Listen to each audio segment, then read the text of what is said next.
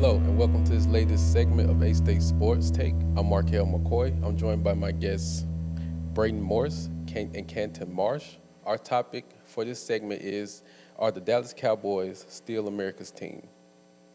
Do you want to go first, or do you want me to go first? You can go ahead and go first. All right, so there's one thing I do want to kind of preface before I go into this. I think it might be a good thing to mention. Can we talk about it in two different segments of, in the sports world, if you are overly involved with it, like specifically, I guess, in the NFL, and then maybe in a general statement? Sure. So I guess in the general statement side of things, I would say the Dallas Cowboys are still America's team, and I think they will always be America's team just because of the nature and the history that they have. But if you talk about it in the sports world and specifically in the NFL, I don't think they are. I think it's kind of pivoting towards the Detroit Lions and the Houston Texans, maybe towards the Lions more than the Texans, but that's my thoughts on that. Interesting take. It's okay to be wrong. Braden. I mean, when I think of America's team, everybody thinks of the Dallas Cowboys just because they were the team that's always televised, no matter what. Like, everybody saw them. But now, when I think of a winning team, I think of the most winningest team. I think of a tough, hard, gritty team. And, I mean, two teams you got to put up there is, one, like you said, the Lions. I mean, the Lions came from absolutely nothing. They've never been to a Super Bowl. They've never been to a conference championship game, and they went to a conference championship game last year that for their first time, and they've been so close. Or I think they might have went in the 90s. I think it was the 90s, right? But I mean, 90s, and they've only been a couple times. They've never been to a Super Bowl though. But I would say the Lions are. I hate to say it, but the Chiefs. I mean, the Chiefs, because it's a popularity contest. It's who everybody knows. Everybody knows who Patrick Mahomes is. Everybody knows who Travis Kelce is. Why does everybody know who Travis Kelce is? Not just because he's a great athlete and he's one of the best tight ends, if not the best tight end in the NFL, but he's dating Taylor Swift. Everyone in America knows who Taylor Swift is. I mean, when you have someone like that, that's, I hate to say it, but she's bringing in revenue for them. And, I mean, at the end of the day, it's a popularity contest. It's about the most winningest team, and it's got to be the Chiefs or the Lions for me. Okay. I got respectfully. You're both wrong, but I respect your opinions. Now, it could have been just because it was Thanksgiving, but the Giants and the Cowboys averaged 38.8 million viewers.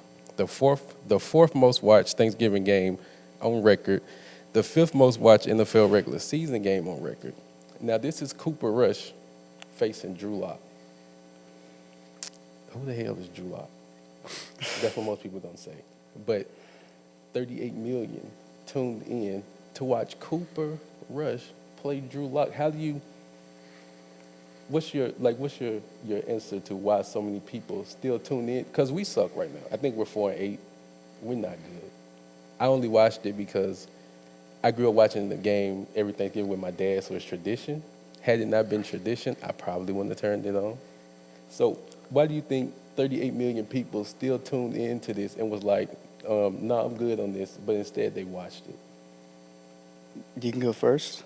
Well, I think Thanksgiving games are always going to be more watched than others, and it is just tradition to watch football on Thanksgiving. It's always been one of the traditions, especially in my family. But like I said before, and I'll say it again, is I think when you're talking about it from a general standpoint, the Dallas Cowboys will always be America's team. They've been noted that way, and I feel like that's how it's going to continue. That they've been given that name for years on years. But once again, I said it before, I think if you look at it in a in-depth perspective of if you watch the NFL and follow it closely, you can say they're still America's team by the general standpoint, but the way they're treated is not America's team. Yeah, I mean, I hate to say it, I feel like it's kind of shoved in our faces with it being on Thanksgiving. It's like it's either you watch it or you don't watch it, And it's like you've got this game and it's only at this time, but you got to wait later, in the day to watch the night game. So it's like you either watch this game or you're not watching any football at all. So I feel like that's how it was at the end of the day. Maybe, if Dak Prescott was healthy, you might have had some more views. You might have had less views. I'm not sure. But I feel like it was just shoved in our faces to where, like I said, you're going to watch it or you're not going to watch any football at all. I think another point that he brought up is maybe the timestamps of the game. If you think about it like this, the Cowboys were the second Thanksgiving game. Am I right on that? Yeah, because right. the Lions are always first. The Lions always play the morning game at 11 or 11:30. So generally, Thanksgiving happens later in the day. The game, depending on your area, starts later in the day. Central Time, 3:30. East Coast, 4:30. So that's when family are all together. They're eating food. So they're probably more than likely going to have the game on, just as tradition goes. Well, and I want to mention another thing. I feel like I keep throwing shade at the Cowboys, but I'm 22 years old, and the Cowboys haven't won since, it's been 29 years? It's almost been 30 years. Yeah. It's almost been 3 decades since they've won a Super Bowl, and it just feels like, they were America's team back in the day, back in the 90s when you've got Troy Aikman, you've got Emmitt Smith, you've got Michael Irvin. When you've got that trio on offense, you're going to bring in revenue, especially when you win 3 Super Bowls in 4 or 5 years. That's insane, but they haven't been to a conference championship yet, let alone a Super Bowl, since that last Super Bowl win in the mid-'90s. So, I think they can be America's team if they bring that back, but I got to say the Lions. Okay, for sure. All fair takes. That's all the time we have for this segment. Thank you to my guests, Caden Marsh and Brandon Morse. I'm Markel McCoy, and you're watching A-State Sports Take.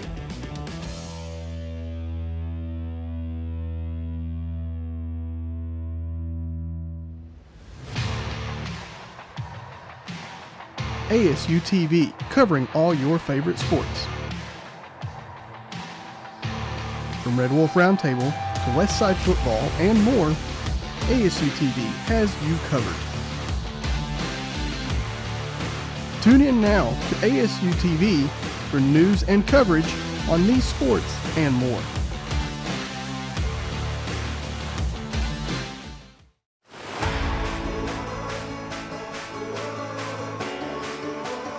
I think one of the things I learned at Arkansas State was life is 10% of what happens to you, 90% of how you respond to it, and that's just something that I live by. A-State is home, and they're going to treat you like you're a part of the family.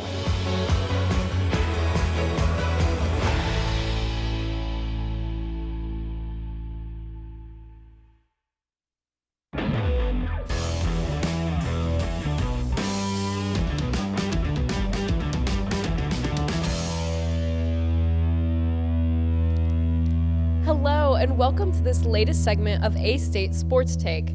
I'm Mackenzie Cutler, and I'm joined today by my guests, Garrett Finicum and Jarrett Burton.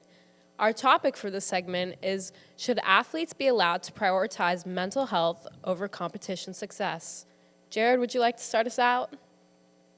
Mental is part of the sport itself. I overheard Coach Jones talk about it. It's mental and a physical sport as well.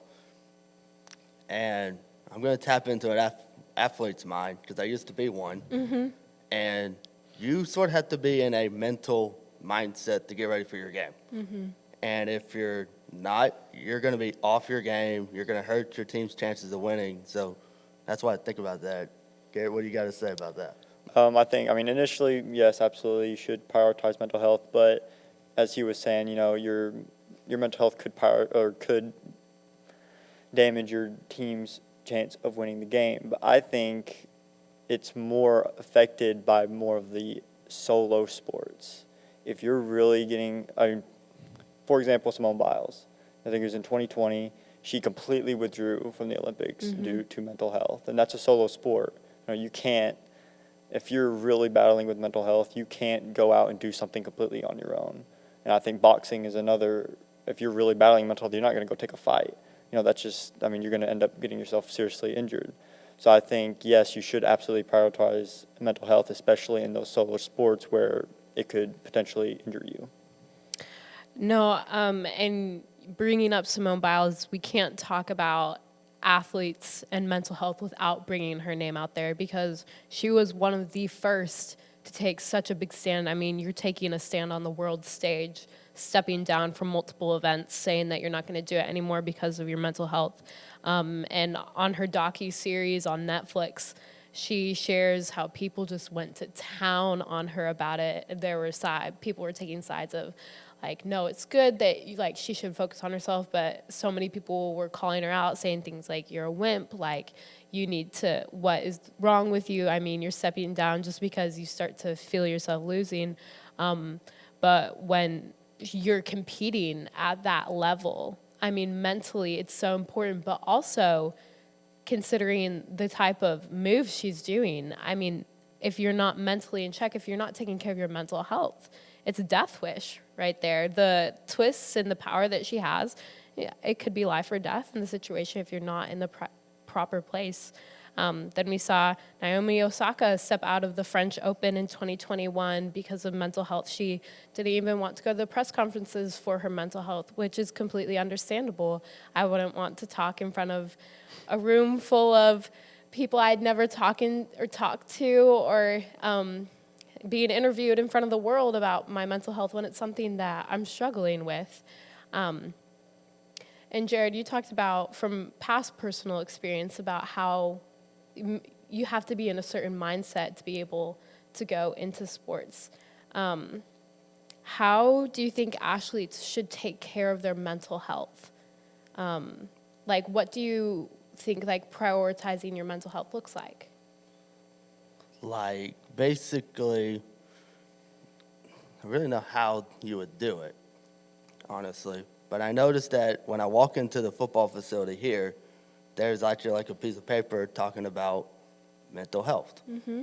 And so it would be helpful for the players to read it. It's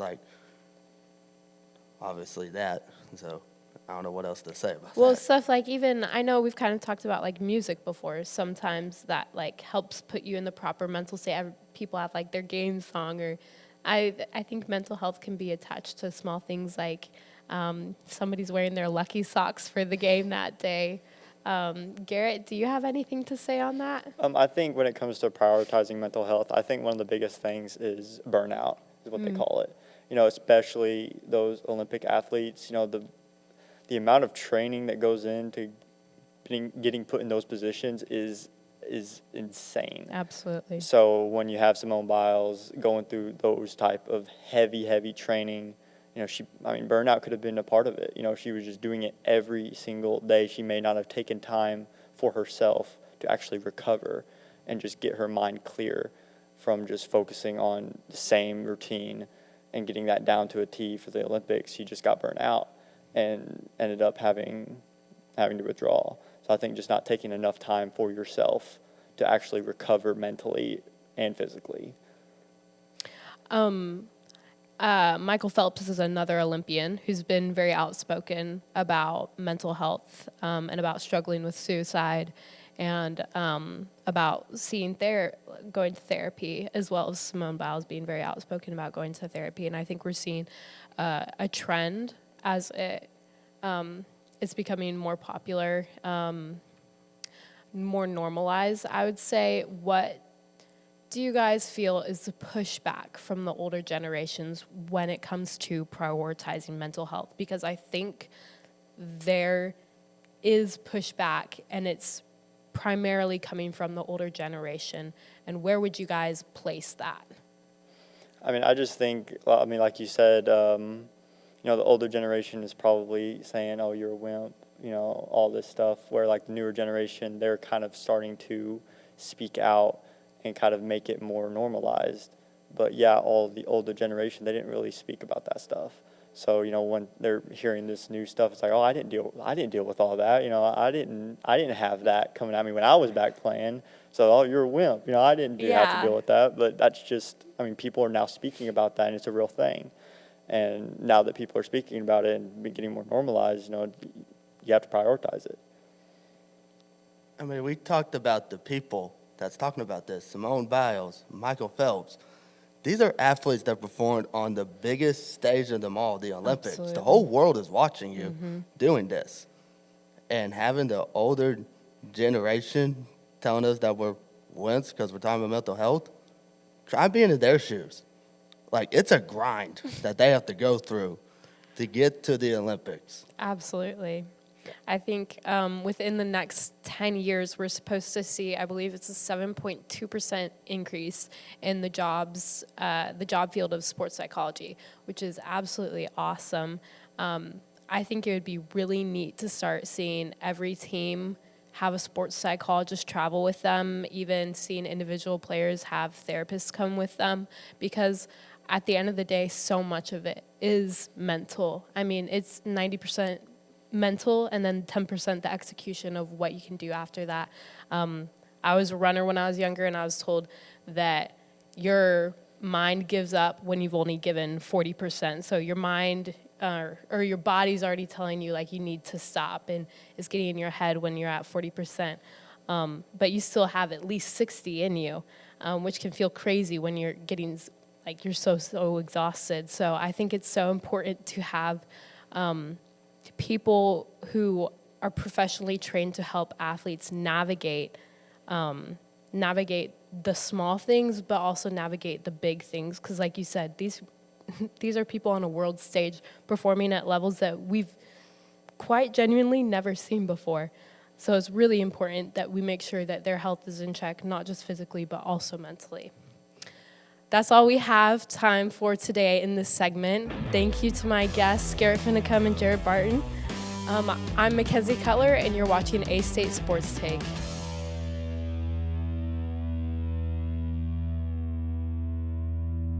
Students should watch ASU-TV just to see the creativity that a college student can get.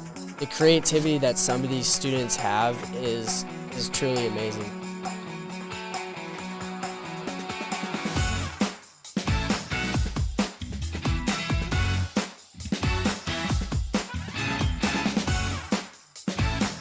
Getting that experience can really just take you further, and I feel like our program does that for a lot of students.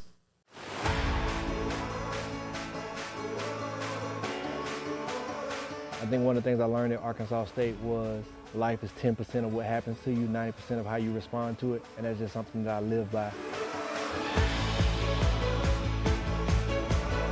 A-State is home, and they're going to treat you like you're a part of the family.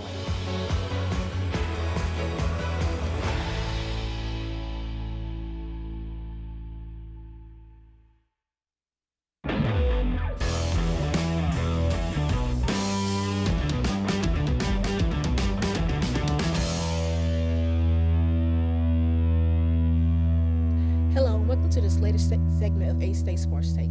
I'm Ken Jones. I'm joined by my guests, Christian Wilcox and Brady Morris.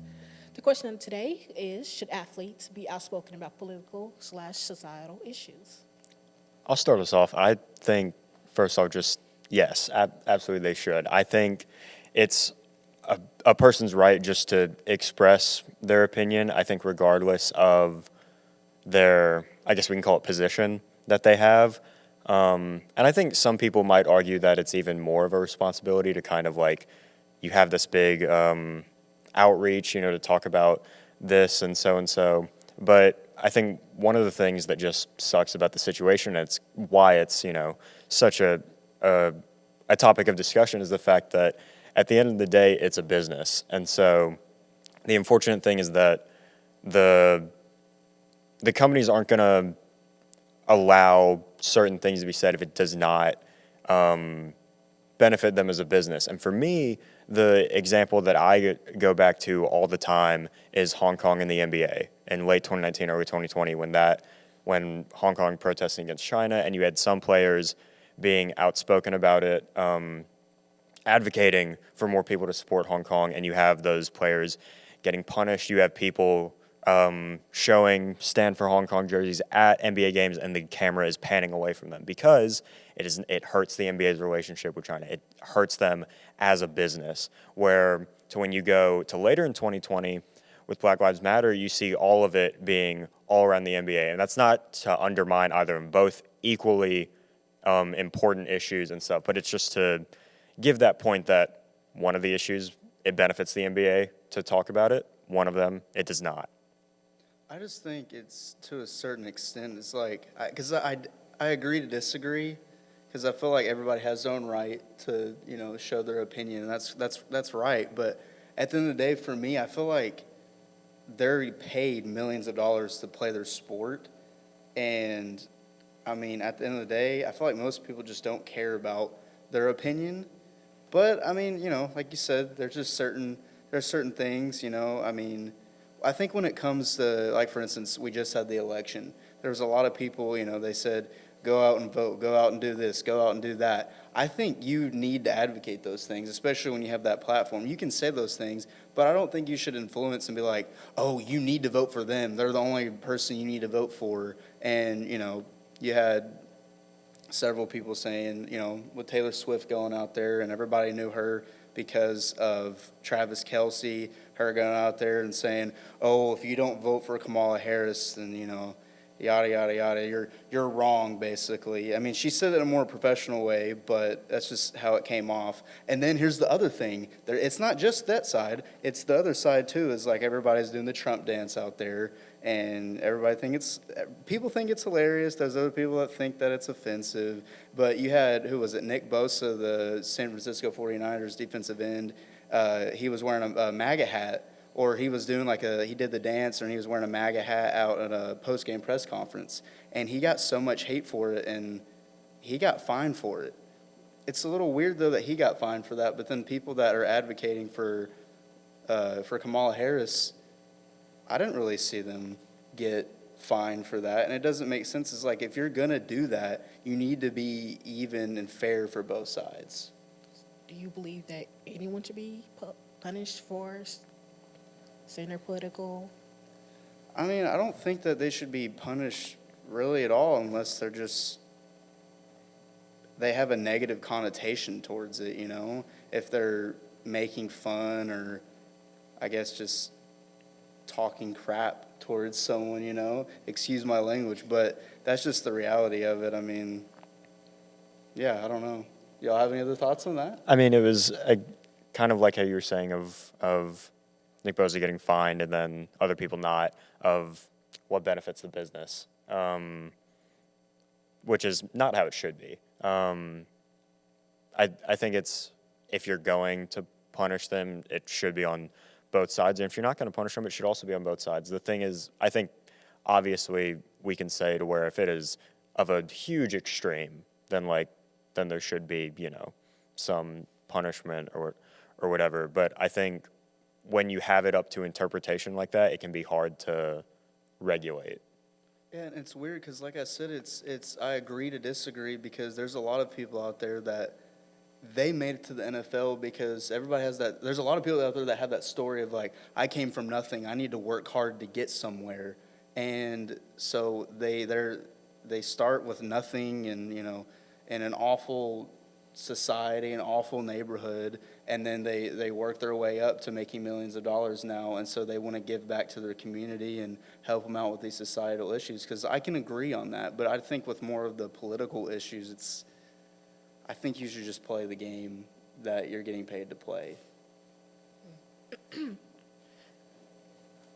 Athletes getting into politics is always a weird scale because someone is going to complain no matter what. Everybody has a different opinion, and no matter what choice of words you say, someone's going to get offended by it. Like, what's his name? Kyle Kaepernick. So many people were happy. So many were upset. People wanted him gone. Some people wanted him to stay. It's a weird scale. It's always a big risk. Yeah, and I think to Brendan, of what you were saying of just play the game, you're getting paid. I agree with it in some aspects of course, of a lot of people, and And I mean, myself included, when, you tune in to any sort of game, you're not looking to get into anything. For most people, it's a way to get away from it. But again, I think of going back to it just depending on how extreme it is is this just somebody kind of voicing their opinion on this one thing, or is it somebody almost like bullying their opinion into your brain or something? Yeah, and I'll add one last thing going back to the whole voting situation. We keep going back to that just because that's the most recent thing that happened. Patrick Mahomes, he said it in a very professional way about how, I'm going to vote and I want you guys to go out there and vote, but he didn't say who he was voting for. And he said it in a very professional way, and I respect that. Well, at the end of the day, everybody has their own opinion. And that's all the time we have for this segment. Thank you for my guests, Christian and Braden. I'm Kean Jones, and thank you for watching A-State Sports Take.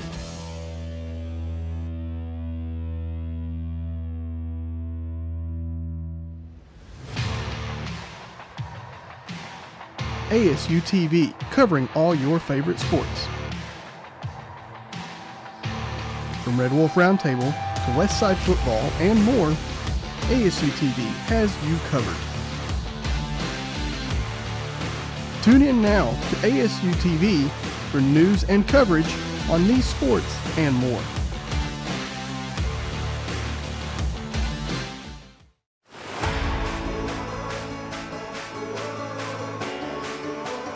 I think one of the things I learned at Arkansas State was life is 10% of what happens to you, 90% of how you respond to it, and that's just something that I live by. A-State is home, and they're going to treat you like you're a part of the family.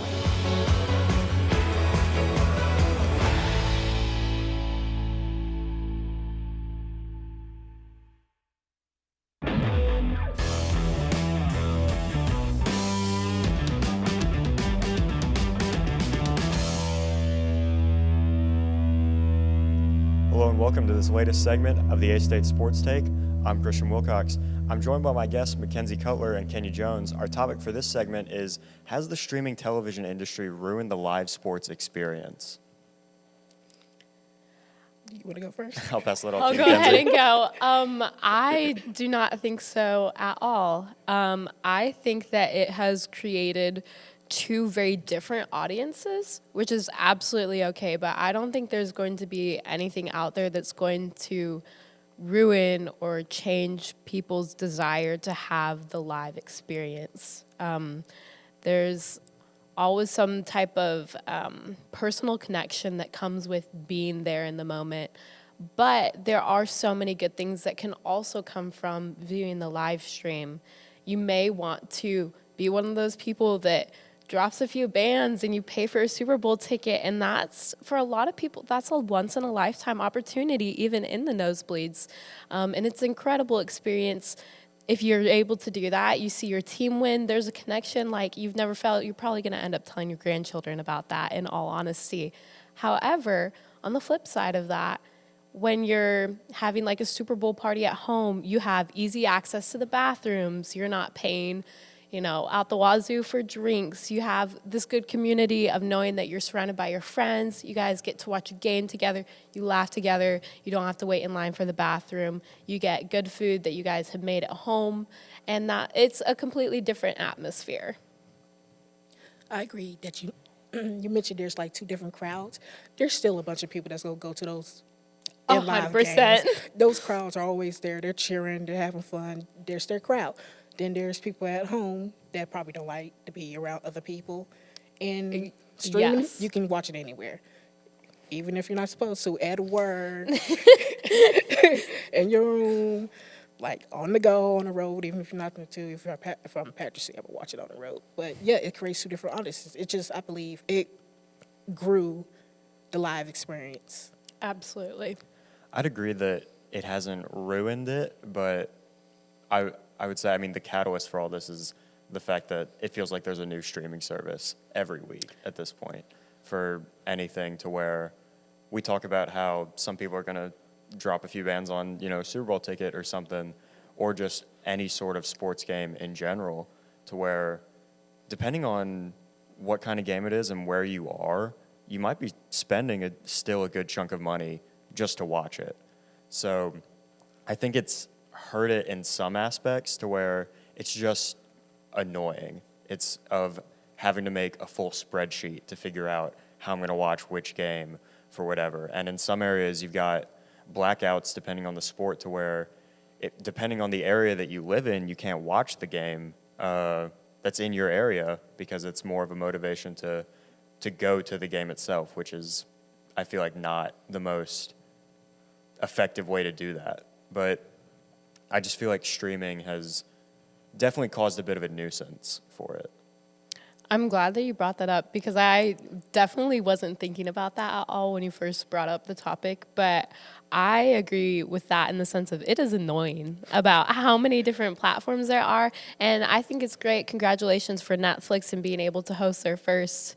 They're going to do a football game on Christmas. But at the same time, that's so true. I mean, you have YouTube TV, Paramount Plus, ESPN Plus, ESPN, Netflix. It's just annoying having to pay for It every is. And I mean, at the end of the day, are you paying the equivalent of a ticket in your streaming services? Exactly. I wasn't even considering that until you brought it up. And I mean, you've got other things to where it's more of I think a greater broadcasting rights thing of broadcasting rights are getting so expensive to where, because of that, the network's going to have to find a way to kind of make that investment worth it to where that's why you see kind of these more streaming things, and like you still have the streaming service, but you have to pay for these other things like with the UFC, their pay-per-views on ESPN Plus, but they're still $80. Mm-hmm. And I think it's one of the things where it's like, I mean, illegal streaming is just, it's more popular than it has been. It's the whole thing of there was that viral clip of LeBron sitting courtside, sitting next to a guy who's on Stream East, and he's just peeking over. I don't care what his excuse is. When you're LeBron James and you're using Stream East, I think that's an indicator that there's some sort of issue in the streaming world. That was so real. Yeah. So does that bring up, do you think that they're going to put in place more regulations going forward, or like? I don't know how effective it is just because of how big of an operation that it is, to where you can take down one stream, there's probably 100 more, not talking from experience, but it's just such a wide-scale operation to where I feel like there isn't much that can be done as opposed to that, to where it's up to the networks themselves to figure out, as opposed to taking down this whole thing. It's just, how do we get more people to want to actually use our service? Like, what service would be the best almost at the end of the day? Right now, I just got ESPN Plus for right now. That's where I'm at, especially as a college student. Yeah. That's where the A-State games are going to be streamed at. That's really what I'm concerned about watching, is seeing like how my fellow peers are performing. Yeah, and I feel like especially just of trying to get as much of a variety of sports that you can. Yeah. I think that's definitely probably the best option. But then again, it's the whole thing of like, you'll miss that one game that's not provided on your service, and you're just sitting there thinking, just like, do I drop all the money for it? Do I go through the inconvenience of trying to find some stream that crashes every 2 minutes? Maybe this is where it's good when you have like a good pool of friends. You know, you can like delegate streaming responsibilities to everybody. You put in a lump sum of this money's going to go to I'll call who, it the this money's family going to go to plan. ESPN Yeah, Plus. family plan. I'll pay for one thing, you pay for another, and then we Yes. just share passwords. Is it legal? Precisely. Probably. Yeah. Not. You know what? But- You got to do what you got to do in college. I'm broke. And you also, then, like, if you're designating different people with, like, different streaming services, it also opens up the opportunity of different people hosting the activities, because being the host for game night can be really intense. You've got a lot of work behind that. So open up different people's homes. You're going around. Or, honestly, if you wanted to, drop the streaming service and become a live game. Commit to those live games. Or a pirate. Or or Seven pirate. seas. Off the record for that one. Off the record, yeah. There's definitely a lot of options, but it might be a decision fatigue thing. Yeah. So who knows what we'll do. But that's all the time we have for this segment. Thank you to my guests, Mackenzie Cutler and Kenya Jones. I'm Christian Wilcox, and you're watching the A-State Sports Take.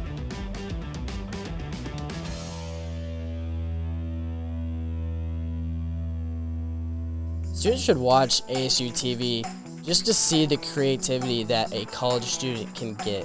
The creativity that some of these students have is truly amazing.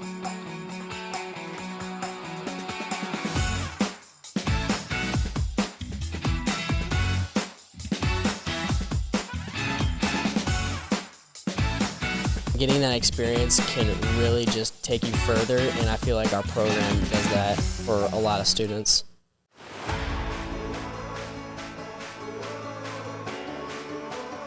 I think one of the things I learned at Arkansas State was life is 10% of what happens to you, 90% of how you respond to it, and that's just something that I live by. A-State is home, and they're going to treat you like you're a part of the family.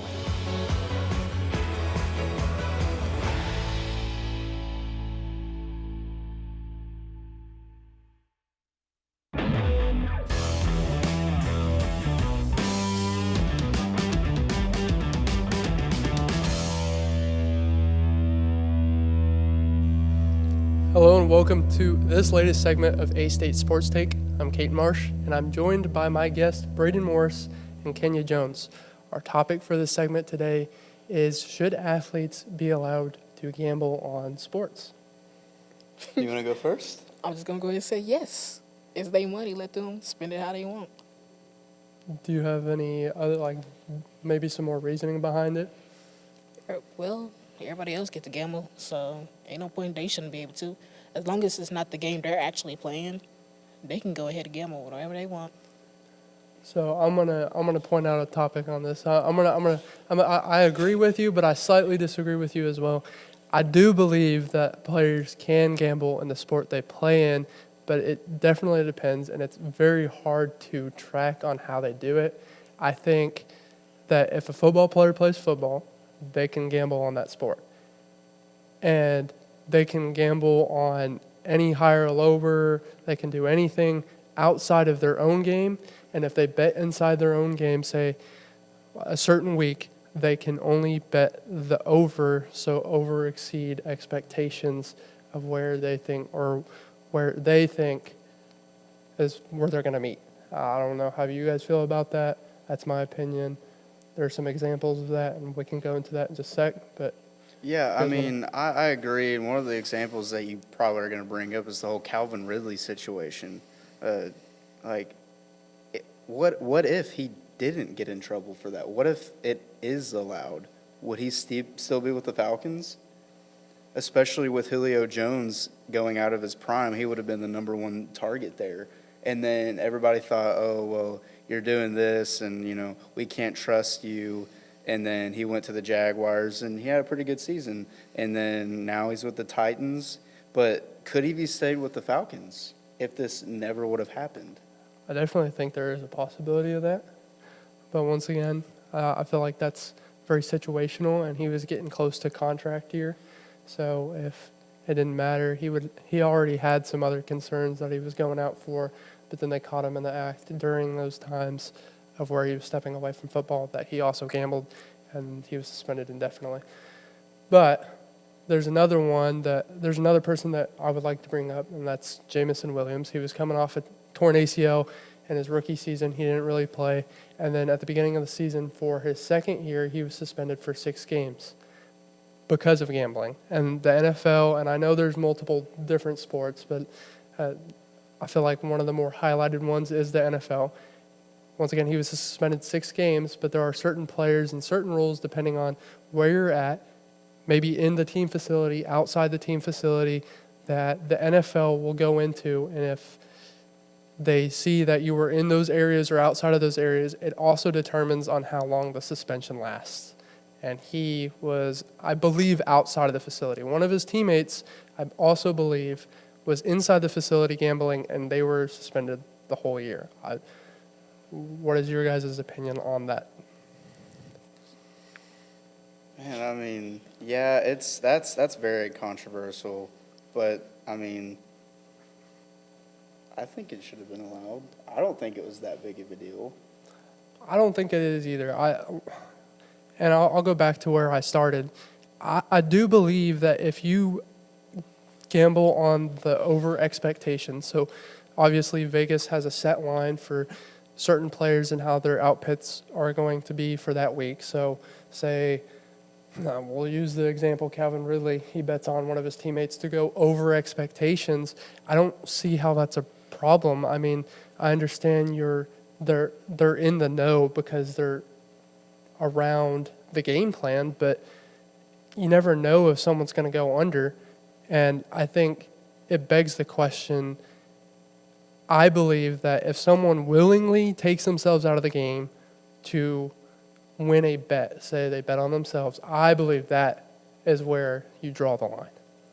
I completely agree, and I feel like, what was it? There was a couple weeks ago, there was a kicker that everybody thought that he missed the kick on purpose for some bet, and that was a little controversial. I don't remember what game that was. Was it Brandon Aubrey? I think it was Brandon Aubrey with the Cowboys, and everybody was like, oh, he definitely missed that on purpose because of how much was at stake. I mean, what do you think about that?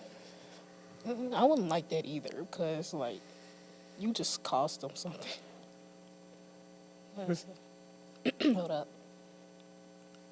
I think it risks a team's performance if you gamble, like, on your game, on your team. I think that's where it kind of draws the line because it affects everybody and not just you. Yeah, I don't necessarily disagree with it. I think players and people in general would follow the players who bet on the sports and I guess openly post about it. I can see where there's concerns and how it ruins the truthfulness of the game itself. I mean, that's how it is. But in general, I don't see the problem with people gambling on sports, especially the players. There's nothing wrong with it. I think there's certain lines you draw. I feel like everybody that's watching this show, one of the things they're probably wondering at this point is, why have they not been talking about Pete Rose? Pete Rose, one of the greatest baseball hitters, if not the greatest baseball hitter of all time, is not in the Hall of Fame for that. And I feel like he was kind of one of those that started all of this. And if you want to know my opinion, he should be in the Hall of Fame. He's one of the greatest hitters of all time. And RIP to Pete Rose, by the way. He just passed away not too long ago. I think it was like a year or two ago. Love that guy. He was, like I said, one of the greatest players. And he kind of changed the game back in the 70s and 80s. And he can't be in the Hall of Fame because of it. And I don't think it's fair. Yeah, I think the MLB has some weird rules when it comes down to allowing players in the Hall of Fame, and I definitely think that's one of them. I think what we talked about before, there's certain circumstances that maybe would put him out of it, but I feel like that would have to be more under investigation, and they would have to go really in depth before they can truly and definitively say, well, he in general bet on sports, he can't be in the Hall of Fame. Do you think that's why they don't really like players gambling, because it'd be too much regulation, too much time and work put into it? I think that's a good point. Yeah, I would say so for sure, because it is a lot to keep track of. You think of all the different types of players and the different sports, and if you have specific guidelines like that we've talked about, then it would definitely be hard to monitor. And I guess in that sense, I understand where they're coming from. So, yeah, that's a good point. But that's all the time we have for this segment. I thank you to my guests, Kenya and Braden, and I'm Kate Marsh, and you're watching A-State Sports Take.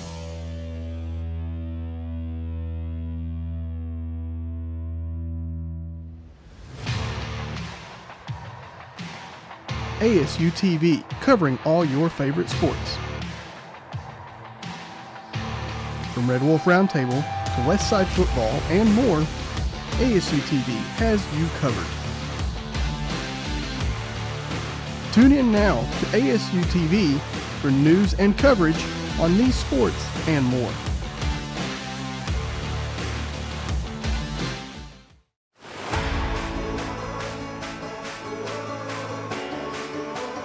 I think one of the things I learned at Arkansas State was life is 10% of what happens to you, 90% of how you respond to it, and that's just something that I live by. A-State is home, and they're going to treat you like you're a part of the family.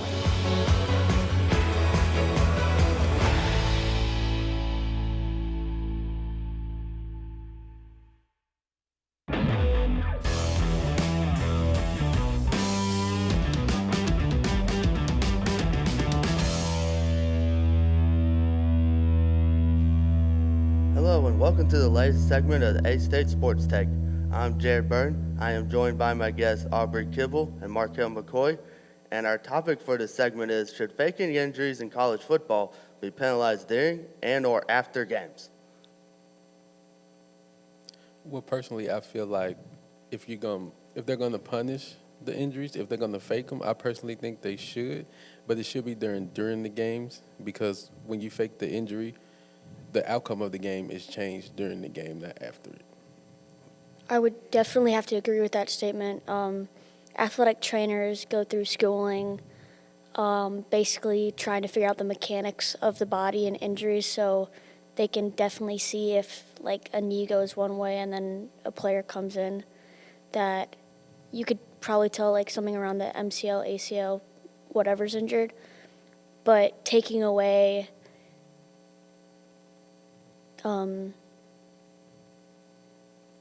things that other athletes may need, just in case like somebody actually gets injured, I definitely think that there should be penalized.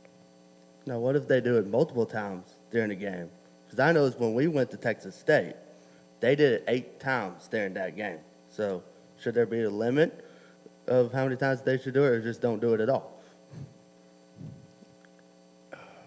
That's a tough one.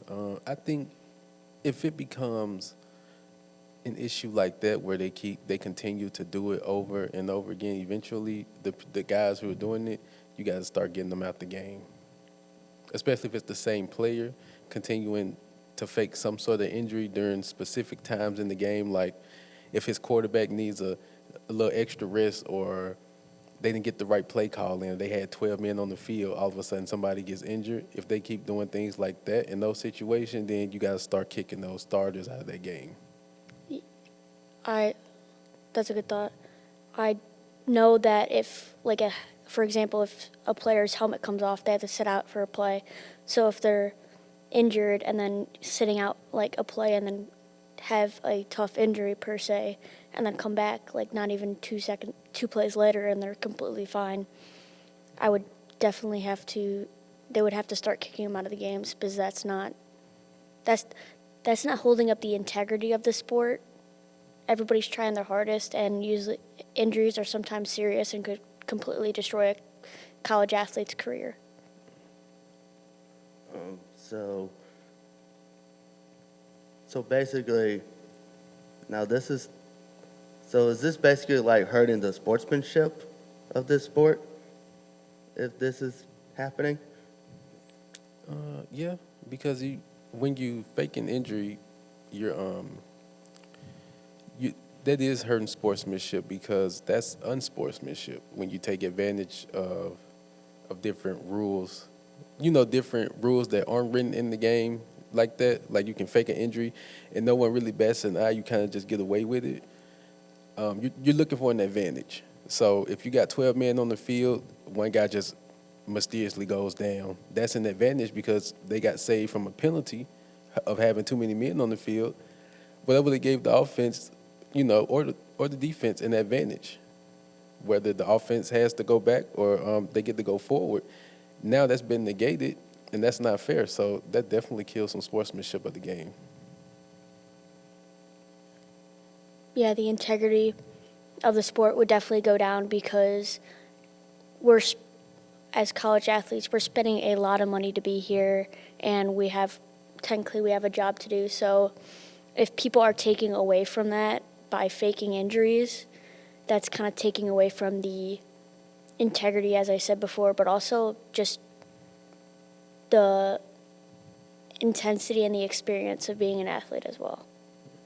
So there was another question that was brought up when we discussed this in class, is do y'all know the difference between a player faking an injury or a player legit actually having an injury?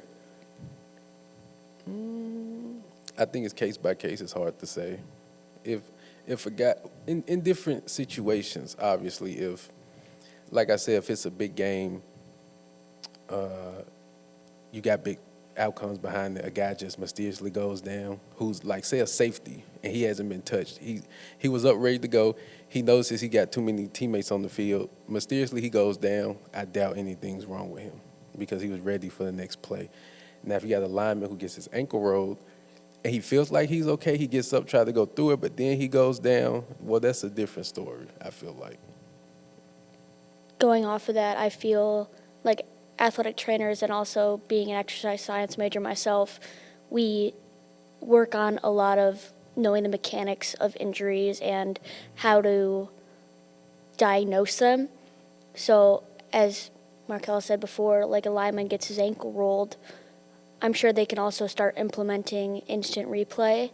So knowing like, oh, an ankle got rolled underneath somebody's body, that most likely will be leading to a rolled ankle, for instance, or an Achilles injury.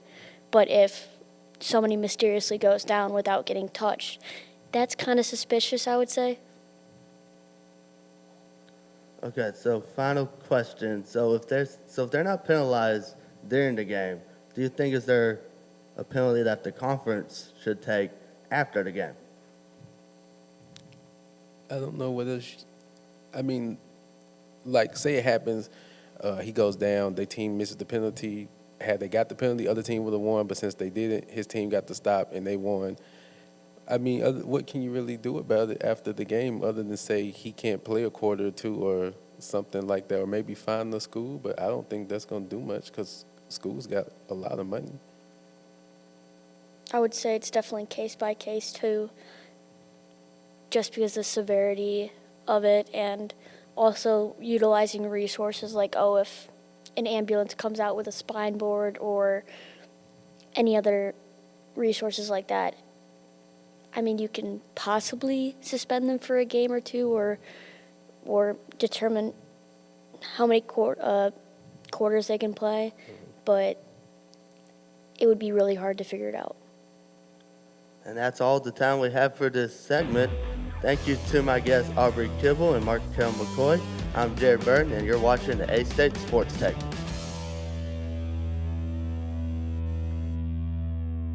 Students should watch ASU-TV just to see the creativity that a college student can get.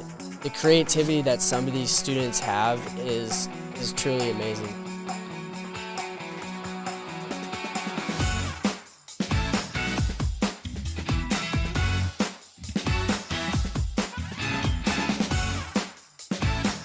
Getting that experience can really just take you further, and I feel like our program does that for a lot of students.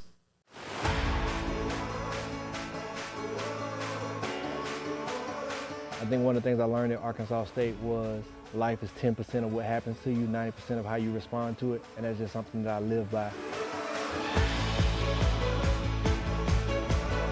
A-State is home, and they're going to treat you like you're a part of the family.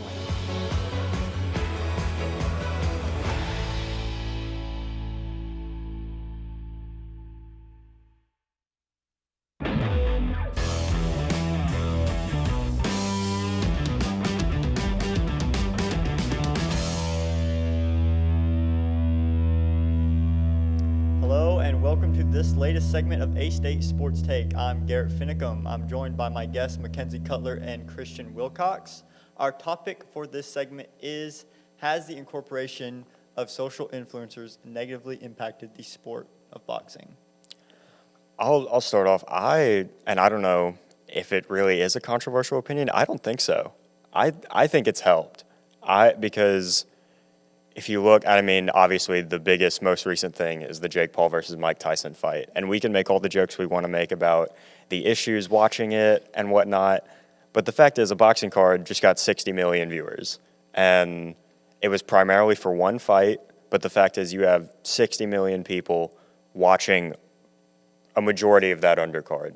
You have some people that are waiting for the fight, but, you know, when the fight's not at a designated time, people are going to be watching that whole card because they're not going to know when it is. So it's getting more eyes on boxing regardless of who it is, because with the influencer boxing thing of, for the most part, it's just like one or two influencers on that card, to where the rest of it, you're exposing these lesser known boxers to people who probably would have never seen them. And I think I agree with that, for one. I think what we're really seeing is that it's bringing a completely new audience into the boxing scene, and that being a whole new generation who has, seen boxing, heard of boxing. Everybody's heard of Mike Tyson, period, point blank. Everybody knows who Mike Tyson is. Not everybody had the opportunity to watch him. I definitely didn't. I'm way too young for that. However, this is one of the first times, I also never watched Jake Paul, but I know who Jake Paul is too. And when the two of them came together, it was something I was like, I'm not going to miss out on that. That's two completely different worlds. And Jake Paul brought an entirely new audience to that, with Mike Tyson being the favored, obviously, because he's the old school. He's the best of the best, and people wanted to see him compete. I think a lot of people kind of already knew what that outcome was going to look like, but nobody really wanted to acknowledge it in a lot of ways. But I will say there is one thing that I think has the potential to negatively impact it, and it's boxing's image. Boxing's image is going to change a lot with influencer boxing stepping into the stage. And we're going to be looking at things like matchups that may end up being controversial and bring up safety concerns. Because at the end of the day, Jake Paul and Mike Tyson should not be fighting. That is not a fair matchup. We're looking at somebody who is in their prime, and not just their prime, they're in peak human physical condition, with an absolute legend who's in his 50s. And it was said then, and I'll say it now, there's so much that as being a legend and being an incredible boxer can carry, but at the end of the day, your body is where it's at in life, and there's only so much you can do with that, and we saw that. And so that's one thing that I think could negatively impact the boxing world is what we're seeing with our matchups, what we're seeing with the image. Is it going to become more of a spectacle, grand entrances? Jake Paul rode in on a car wearing a something $1 million boxing outfit, and Mike Tyson walks in old school style. It's going to be really interesting to see that direction.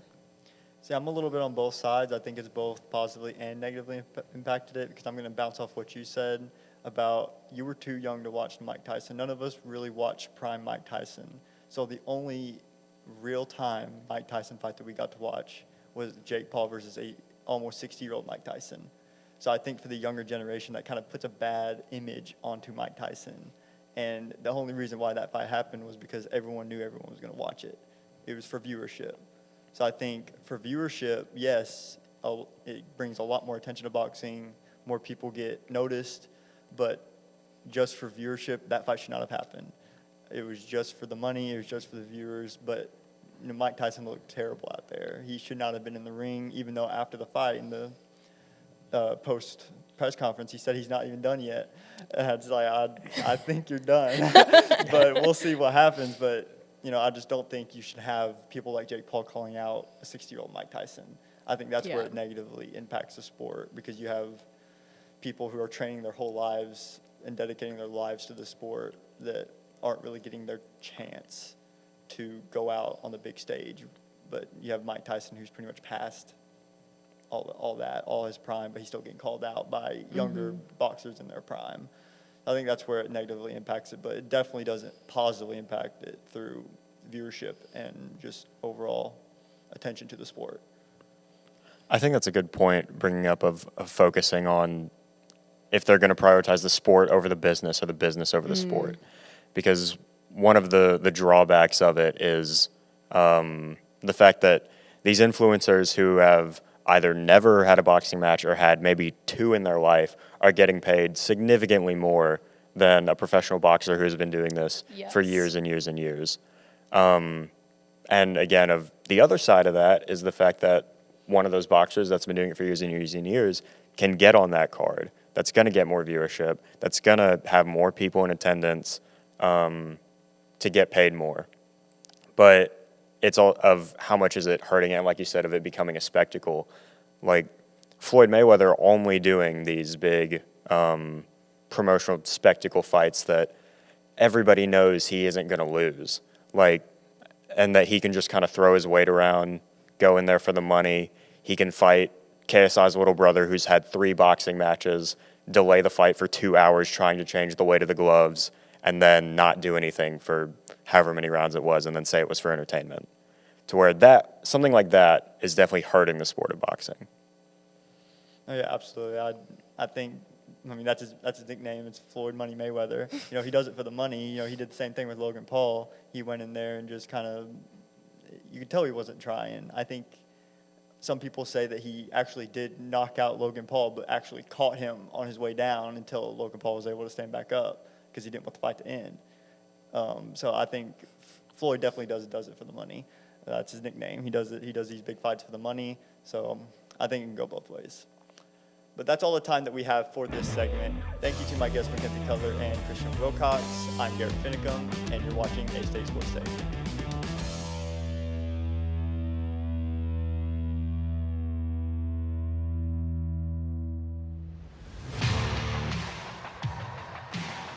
ASU-TV, covering all your favorite sports.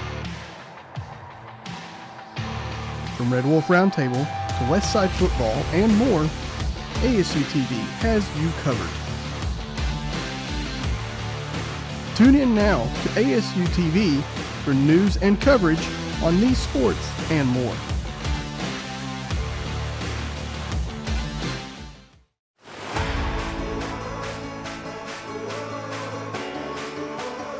I think one of the things I learned at Arkansas State was life is 10% of what happens to you, 90% of how you respond to it, and that's just something that I live by. A-State is home, and they're going to treat you like you're a part of the family.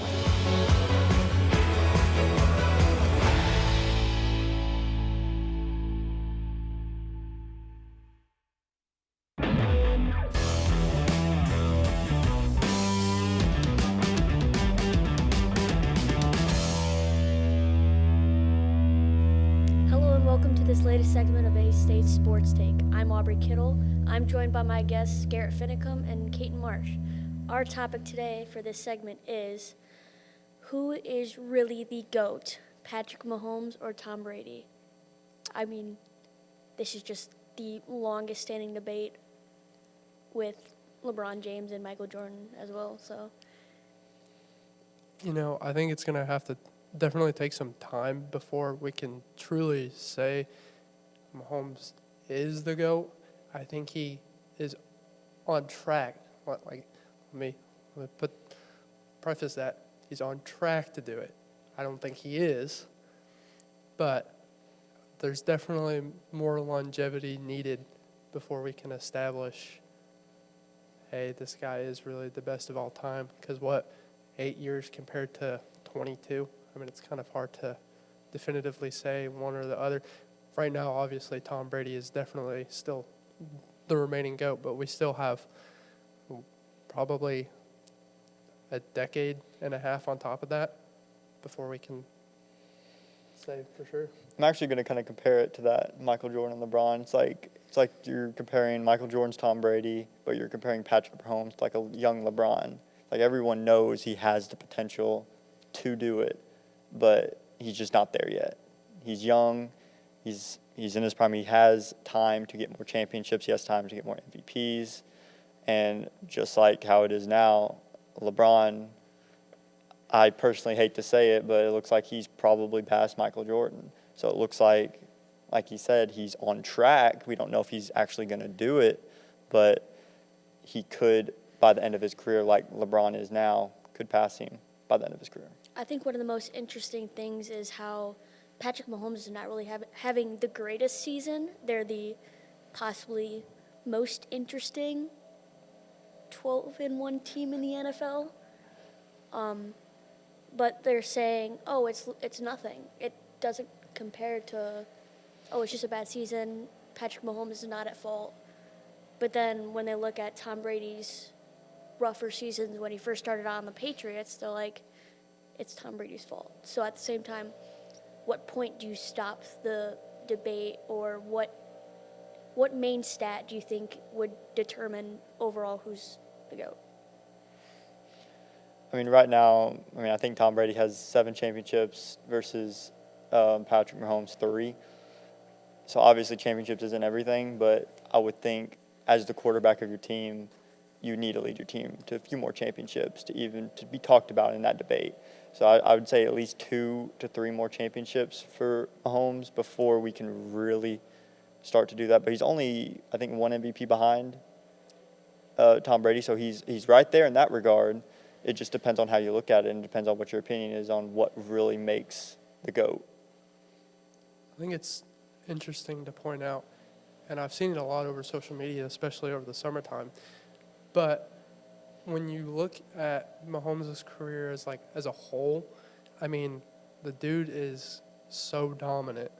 It's unreal. I mean, every season he started, not a single season below 10 wins. And I'm not going to say quarterback win stat is definitive, because I don't believe in that stat. But I do think there is some, tied together. If this guy is so good, that they're obviously going to win. It's always going to be a debate. They're always going to be favored more than likely with him playing.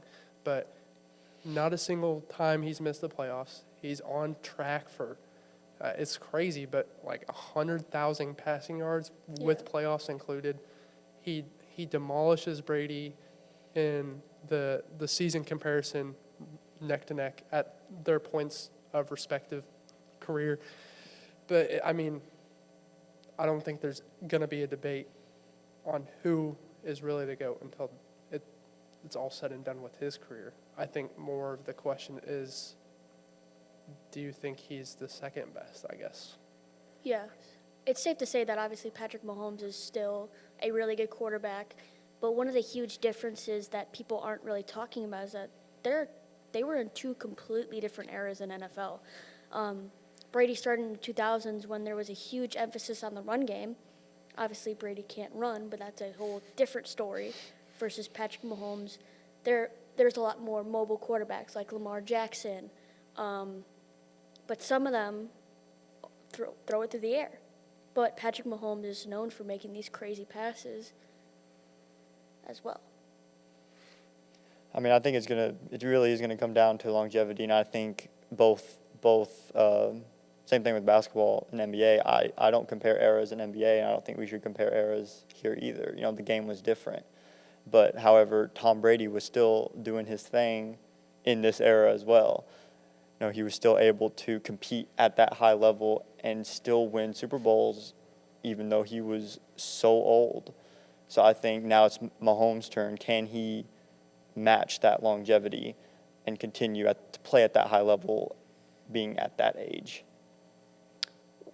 One question I have is, what do you think, would you say this is important? So Tom Brady spent 19 seasons, obviously, with the Patriots, but then he spent the 3 of his years with the Tampa Bay Buccaneers. Patrick Mahomes has spent all of his career with the Chiefs.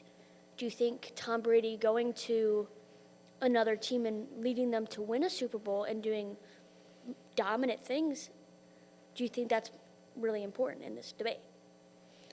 I think it can be. because I think that shows that it wasn't just, he wasn't just doing it with the Patriots. It shows that he can move teams and adapt to a new team and still be able to compete at that high level and lead them to a championship. Especially, he went there towards the end of his career. So not only did he switch teams and adapt to a whole new system, he did it at such an old age. And I think that really helps his case. I think it does for sure. I think it honestly begs more of the question, and we won't get into it, of course, but the Bill Belichick debate with head coach, and I won't go into it, but I definitely, that's a great point that you brought up. I think switching teams at the tail end of your career, because the team that took you in didn't want you anymore, and you won just like that, and you have the most rings in NFL history, even with the team comparison. Mm-hmm. I mean, it's just like, I think it definitely factors in 100%. Well, that's all we have today for this segment. Thank you to my guests, Garrett Finicum and Kate Marsh.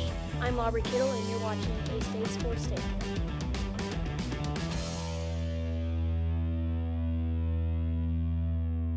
Students should watch ASU-TV just to see the creativity that a college student can get. The creativity that some of these students have is truly amazing.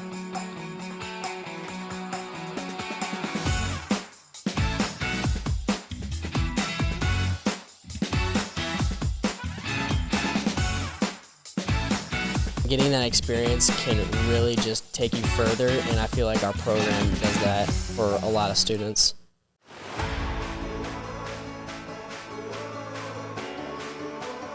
I think one of the things I learned at Arkansas State was life is 10% of what happens to you, 90% of how you respond to it, and that's just something that I live by. A-State is home, and they're going to treat you like you're a part of the family.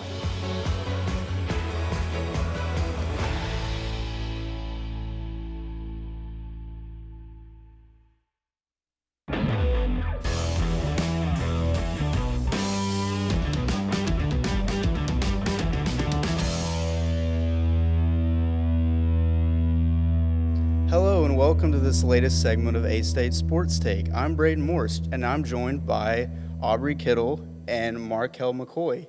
And we're here to talk about, should performance-enhancing substances be legalized in sports? Who wants to start here? I mean, I can start us off. It's a very big double-edged sword for the sports industry.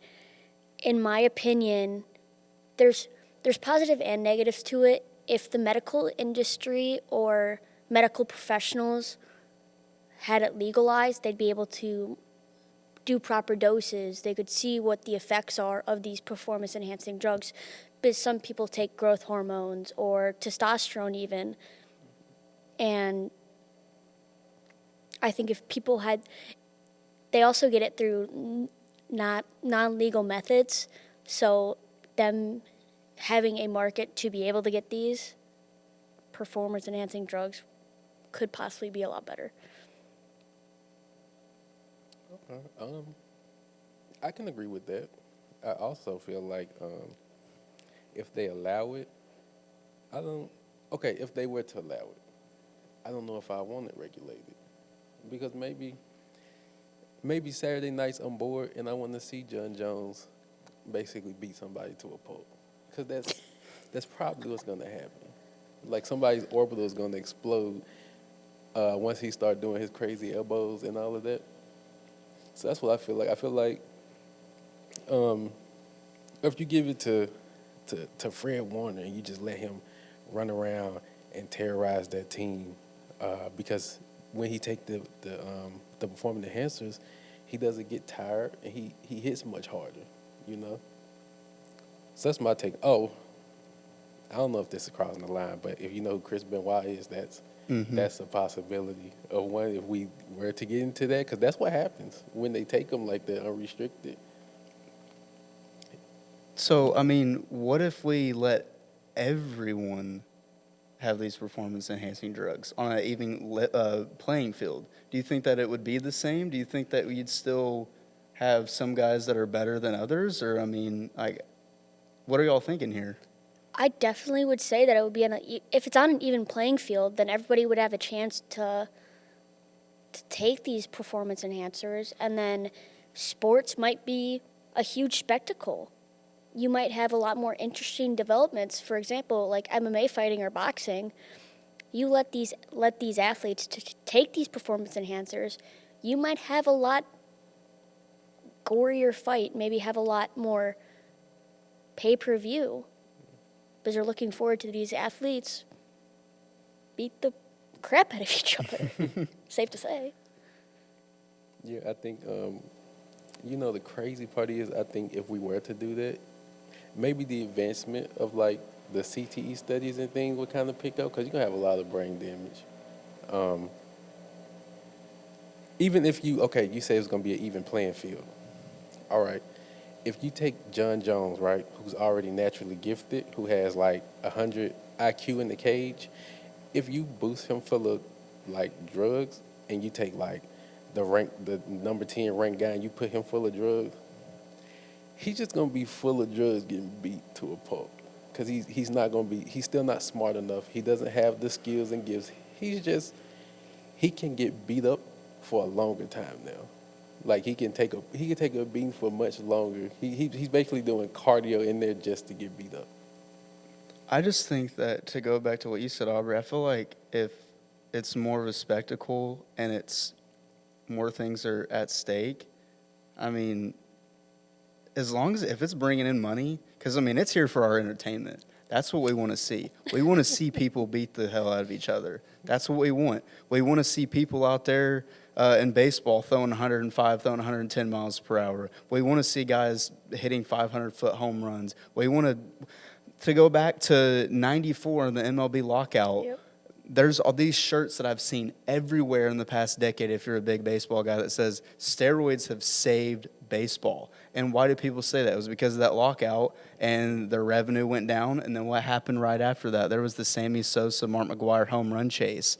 And I would say their revenue just skyrocketed after that. And so people said steroids saved baseball. I mean, I guess with that specific point, do y'all want to elaborate on that? I don't know much about baseball, but I do remember hearing about that. And like you said, it did save baseball. It made it interesting. And I think in a sport like that where, things can go wrong, you can hit the ball at the pitcher and hurt them. But for the most part, you're hitting the ball towards trying to knock out of the stadium. I think that could be fun. Going off of that, these athletes it's like corking a bat. You're getting an advantage that some people may not have. And if athletes want to create a spectacle like the home run race, it showed people that, hey, these athletes are doing this further on their own time and on their own. They know the risks, so I'm sure they may have talked it over with a doctor. There are some medical prescriptions or medicines or drugs that are technically illegal. Like if you look at the NCAA, caffeine's a banned substance. But looking at if these things weren't banned, I think it would probably make things a lot better. Yeah, and we've talked about baseball. We've talked about a little bit about UFC. UFC is obviously a contact sport. Baseball, not so much. Yes, you can get hit. You can hit the pitcher if you're batting and stuff like that. Let's dive into more specifically football. Do we think that it should be allowed in football? Weren't they taking it at one point? I remember a safety, I forgot his name, but his arms was like this. You don't get that way naturally. So I think eventually they did cut down. But, man, when you came across the middle and he caught you, your helmet came off. He wasn't the best. He didn't have the best skills and all that. But when he made contact with you, if your quarterback threw you a hospital ball, that's exactly where you were going when that man hit you. Because I think it's just going to make the game more dangerous. It'll be more fun, but it will be much more dangerous. And I think it's going to be a lot of flagging and penalties that they're trying to currently stop. Going off of that, like the dangerousness factor, CTE is already a huge thing in the NFL. Having so many concussions, I've basically had as much concussions as Tua has had, and having CTE is probably it's probably one of the most dangerous things you can have for having a traumatic brain injury. So them taking these performance enhancer drugs, it's a double-edged sword in a sense, because they're not going to feel if they have they may not feel if they have a brain bleed or not. They may not feel if they have a aneurysm coming on. So letting these athletes specifically knowing if they know the risks and they know what they're getting into and know what could possibly happen, they could possibly lose their lives. So if they know those risks, I think it's perfectly fine in football. See, it's kind of hard to disagree with you, especially when you have that knowledge and that background of this type of stuff, because you do this, you go to school for this type of stuff. So, and my dad's a physician, so, you know, it's hard to disagree with that. But that's all the time we have for this segment. Thank you to my guests, Aubrey Kittle and Markel McCoy. I'm Braden Morris, and you're watching A-State Sports Take.